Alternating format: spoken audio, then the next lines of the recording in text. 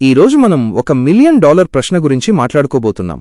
మనిషి పుట్టిన దగ్గర నుంచి చనిపోయే వరకు ప్రతిరోజు ప్రతి క్షణం దేనికోసమైతే పరిగెడుతున్నాడో ఆ విషయం గురించే ఈరోజు మన టాపిక్. సంతోషం. అసలు నిజమైన సంతోషం ఎక్కడ దొరుకుతుంది? డబ్బులోనా? పదవిలోనా? అందమైన భార్య లేదా భర్త దొరకడంలోనా? లేక మన కోరికలన్నీ తీరిపోతే సంతోషం వస్తుందా? మనం చిన్నప్పట్నుంచి ఒక రేసులో ఉన్నాం. బాగా చదువుకో, సంతోషంగా ఉంటావు అన్నారు. చదివాం. మంచి ఉద్యోగం తెచ్చుకో, లైఫ్ సెటిల్ అవుతుంది, హ్యాపీగా ఉంటావు అన్నారు. ఉద్యోగం తెచ్చుకున్నాం. పెళ్లి చేసుకో, ఇల్లు కొనుక్కో, కారు కొనుక్కో, అప్పుడు సంతోషం వస్తుంది అని సమాజం చెప్పింది. అన్నీ చేశాం.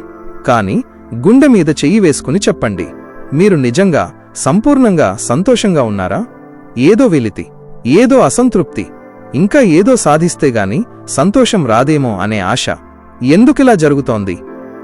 దీనికి సమాధానం ఓషో చాలా అద్భుతంగా చెప్పారు. మీరు సంతోషాన్ని వెతుకుతున్నంతకాలం అది మీకు దొరకదు. ఎందుకంటే సంతోషం అనేది వెతికి పట్టుకునే వస్తువు కాదు, అది మీ స్వభావం. ఈ మాట వినడానికి సింపుల్గా ఉంది, కానీ దీని వెనుక చాలా పెద్ద అర్థం ఉంది. ఈరోజు వీడియోలో మనం సంతోషం గురించి పడుతున్న భ్రమలేంటి, ఓషో చెప్పిన ఆ నిజమైన ఆనందం ఎలా పొందాలో చాలా వివరంగా తెలుసుకుందాం. ముందుగా ఓషో చెప్పిన ఒక అద్భుతమైన కథతో ఈ విషయాన్ని అర్థం చేసుకుందాం. దీన్నే కస్తూరి మృగం కథ అంటారు. అడవిలో ఒక జింక ఉంటుంది. దానికి ఒకరోజు అద్భుతమైన సువాసన వస్తుంది. ఆ వాసన ఎక్కడి నుంచి వస్తోందో అని అది పిచ్చిదానిలా అడవి అంతా వెతకడం మొదలుపెడుతుంది.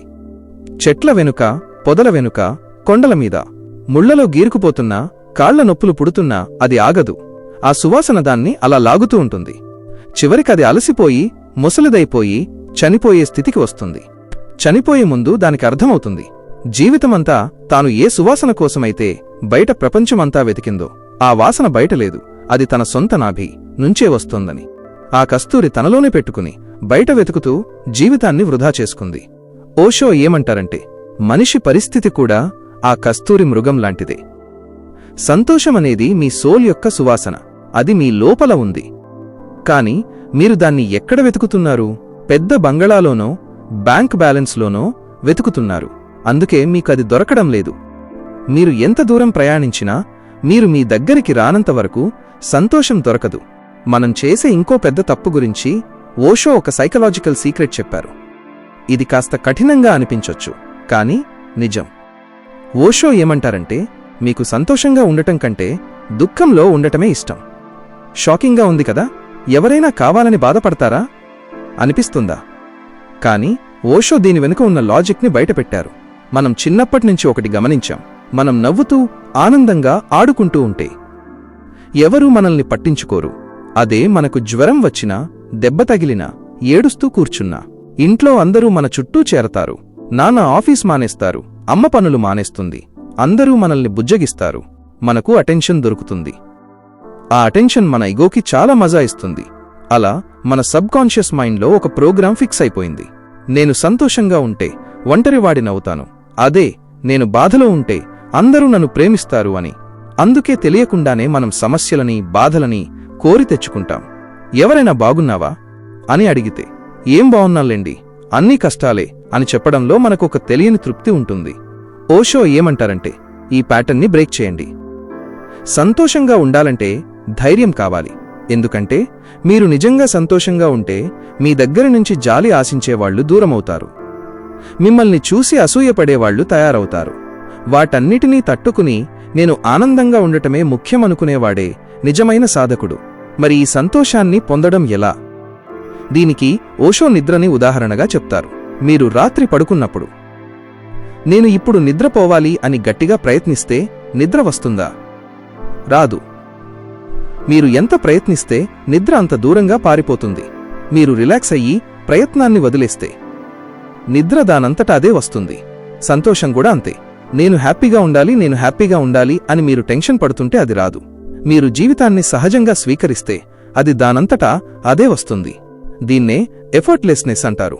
మనకు సంతోషం రాకపోవడానికి ఇంకో ప్రధాన కారణం పోలిక. ఓషో ప్రకృతిని చూడమంటారు.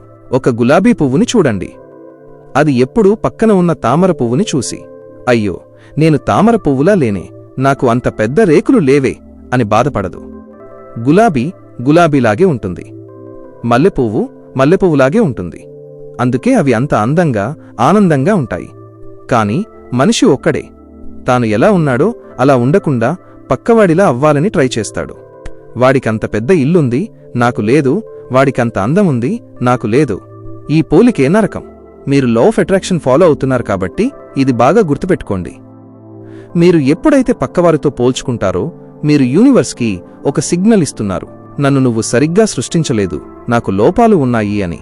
అది కృతజ్ఞత లేనితనం. ఓషో ఏమంటారంటే, యు ఆర్ యూనిక్. ఈ సృష్టిలో మీలాంటి వ్యక్తి ఇంతకు ముందు లేడు, ఇక ముందు రాడు. మీరు ఒరిజినల్. ఆ ఒరిజినాలిటీని ఎంజాయ్ చేయడమే సంతోషం. ఇంకో ముఖ్యమైన విషయం, మనం సంతోషాన్ని ఉత్సాహాన్ని ఒకటే అనుకుంటాం, కాని ఆ రెండూ వేరు. ఒక కొత్త కారు కొన్నప్పుడు లేదా ఒక పార్టీకి వెళ్ళినప్పుడు వచ్చేది ఎగ్జైట్మెంట్. అది ఎక్కువసేపు ఉంటే మనకి అలసటొస్తుంది. కాని ఓషో చెప్పే ఆనందమనేది శాంతిలాంటిది. అది సముద్రం లోతుల్లో ఉండే నిశ్శబ్దంలాంటిది. పైన అలలు ఎగిసిపడుతున్నా లోపల మాత్రం ప్రశాంతంగా ఉంటుంది. సంతోషం కోసం మనం భవిష్యత్తు వైపు చూడటం ఆపేయాలి. దీన్నే ఓషో ద హొరైజన్ ఇల్యూజన్ అంటారు. మనం దూరం నుంచి చూస్తే ఆకాశం భూమి కలిసినట్టు కనిపిస్తుంది. అక్కడికి వెళితే బాగుంటుంది అని పరిగెడతాం. కాని అక్కడికి వెళితే ఆ గీత ఇంకా ముందుకు వెళుతుంది. కోరికలు కూడా అంతే. ఈ ఒక్క కోరిక తీరితే చాలనుకుంటాం, అది తీరగానే ఇంకో 10 కోరికలు పుడతాయి. కాబట్టి రేపటి కోసం ఈ రోజుని చంపుకోకండి. మనం ప్రాక్టికల్గా ఏం చేయాలి? ఓషో అంగీకారం, యాక్సెప్టెన్స్ అనే మంత్రాన్ని ఇచ్చారు. జీవితంలో ఏది జరిగినా దాన్ని పూర్తిగా అంగీకరించండి. వర్షం వస్తోందా? వర్షాన్ని ఎంజాయ్ చేయండి. ఎండ కాస్తోందా? ఎండని ఎంజాయ్ చేయండి. కష్టం వచ్చిందా? దాన్ని కూడా ఒక అనుభవంగా స్వీకరించండి. ఎప్పుడైతే మీరు ఇది ఇలాగే ఎందుకు ఉంది, వేరేలా ఉండాలి కదా అని గొడవ పడటం ఆపేస్తారో అప్పుడు మీ ఎనర్జీ అంతా మీకు మిగులుతుంది. ఆ మిగిలిన ఎనర్జీయే ఆనందంగా మారుతుంది. ఒక నదిని గమనించండి. నది ఎప్పుడూ సముద్రం వైపు ప్రవహిస్తుంది. అది కొండలతో రాళ్లతో గొడవపడదు, పక్కనుంచి తప్పుకుని వెళ్ళిపోతుంది. మనం మాత్రం ప్రతి చిన్న విషయానికి గొడవపడతాం. ట్రాఫిక్ జామ్ అయితే కోపం, కరెంటు పోతే చిరాకు. ఓషో ఏమంటారంటే, ఫ్లో విత్ ద రివర్. జీవితం అనే నది మిమ్మల్ని ఎటు తీసుకెళ్తే అటు వెళ్ళండి. ఈత కొట్టాలని చూడకండి, తేలిపోండి. విశ్వాన్ని పూర్తిగా నమ్మడమంటే ఇదే. నాకు ఏది మంచో ఆవైపుకే ఈ జీవితం నన్ను తీసుకెళ్తోంది అనే నమ్మకమే అసలైన సంతోషం. చివరిగా ఓషో ఒక మాట అంటారు, మీరు సంతోషంగా ఉండటానికి కారణం అక్కర్లేదు, మీరు బతికి ఉన్నారు, అది చాలదా సంతోషించడానికి? ఈ శ్వాస, ఈ గుండె చప్పుడు, ఈ ప్రకృతి, ఇవన్నీ మీకు ఉచితంగా దొరికాయి. కోట్ల రూపాయలు ఇచ్చినా ఒక్క శ్వాసని కొనలేం. అంత విలువైన జీవితం మీ చేతిలో ఉంది. దాన్ని సెలబ్రేట్ చేసుకోండి. డాన్స్ చేయండి, పాటలు పాడండి, మనస్ఫూర్తిగా నవ్వండి. మీరు ఎంత ఎక్కువగా నవ్వితే మీ చుట్టూ ఉన్న ఆరా అంత క్లీన్ అవుతుంది. లా ఆఫ్ అట్రాక్షన్ ప్రకారం ఒక ఆనందమైన మనసు అయస్కాంతం లాంటిది. అది మరిన్ని ఆనందకరమైన సంఘటనలని ఆకర్షిస్తుంది. కాబట్టి సంతోషం కోసం వెతకడం ఆపేసి ఈ క్షణం నుంచే సంతోషంగా ఉండటం మొదలుపెట్టండి. ఈ వీడియో చూస్తున్న మీరు ఒక్కసారి కళ్ళు మూసుకుని మీ గుండె మీద చెయ్యి వేసుకుని ఒక చిరునవ్వు నవ్వండి. ఆ నవ్వులో ఉన్న మ్యాజిక్ని ఫీల్ అవ్వండి. సంతోషం మీలోనే ఉంది. ఈ వీడియో మీకు నచ్చితే, ఈ కాన్సెప్ట్ మీకు కనెక్ట్ అయితే కామెంట్స్లో ఐఏఎం హ్యాపీ, నేను ఆనందంగా ఉన్నాను అని టైప్ చేయండి. గుర్తుపెట్టుకోండి, సంతోషం మీ బాధ్యత. దాన్ని ఎవరి చేతిలోనూ పెట్టకండి. తదుపరి వీడియోలో మీకు కోపం ఎక్కువ వస్తోందా? దాన్ని ఎలా తగ్గించాలి, దాన్ని శక్తిగా ఎలా మార్చుకోవాలి అనే అద్భుతమైన టాపిక్తో కలుద్దాం. అంతవరకు ఆనందంగా ఉండండి.